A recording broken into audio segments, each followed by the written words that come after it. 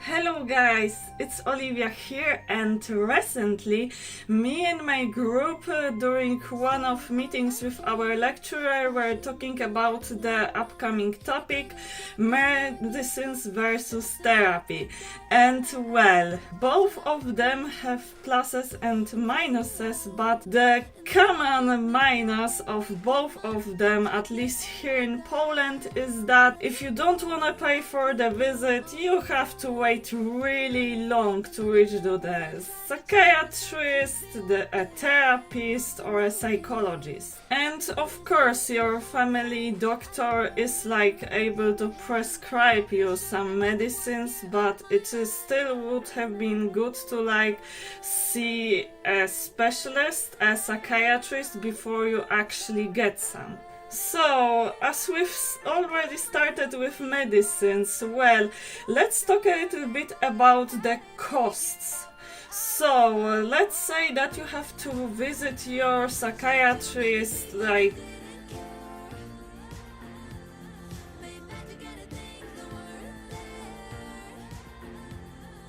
here in Poland. They are kinda expensive, but it's still less pricey as if you were going to see your therapist, let's say 4 times a month, and then you had to pay for every single visit.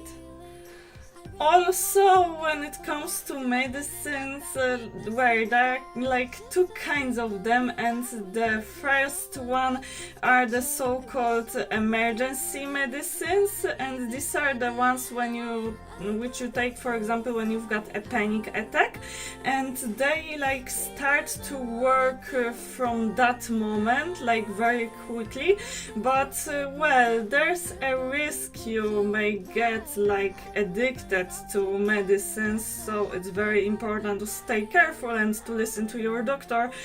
And there are the other medicines which need about a couple weeks to work, and then you start to see their effects, but pretty often on the beginning they may give some side effects. And also nobody said that the first medicines you got have to be the most effective ones.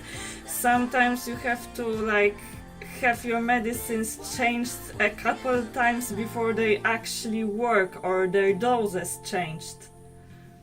So medicines are pretty often effective because they help people who have problems, for example, with the neurotransmitters, or in general with some brain structures not working so well, and the nerve system being too little or too much active, but well, medicines may give you a relief at that moment when you've got, for example, a panic attack, or they pretty often may open the gate to the therapy, but you have to keep in mind that they are not gonna pretty often release you from some problem completely.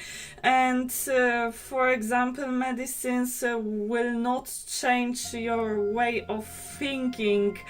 And it means that looking from the behavioral side, it's good to go to the therapy, because well, that's actually how you can change some of your behaviors and react in a more adequate way to some situation. So, the thing that people pretty often don't like is that therapy requires way more time to actually work. It's not that your therapist says that in this situation it would be good if you behaved like that, and it pretty often requires a lot of work, a lot of patience from you. So, I know that there's one myth saying that medicines change your personality, but this is not true. Medicines are not able to change your personality. They may help you wake up from your bed, or they may, for example, help you if your nerve system gets active but in a very uncontrolled way and it's just too active. Then medicines are really good to help, because for example when you've got a panic attack, you're got two options: escape or actually defend yourself. So it's really good to use medicines to calm you down. But on the other side, well, therapy actually may help you not get so many panic attacks.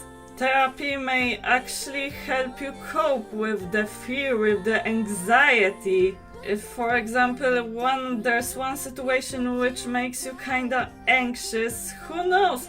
Maybe thanks to the therapy, this one concrete situation will stop making you anxious because you will actually know how to behave.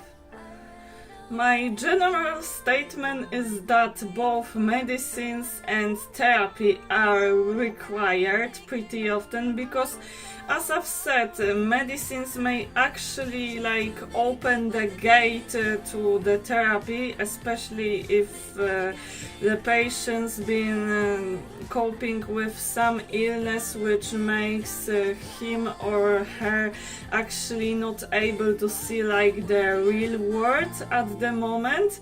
But also therapy is required to change someone's behaviors, to help somebody with reacting in an adequate way to some situation, and it can make, for example, lower the amount of panic attacks.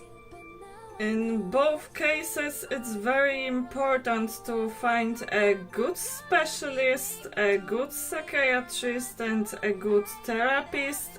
So, before you actually go to see somebody, it's good to always check the opinions about some person. So, guys, before we finish, I would love to introduce you to read my psychological story, which is called On Fire. You can read it for free on DeviantArt. I'm going to leave the link in the description. And well, thank you so much for watching this vlog, and bye!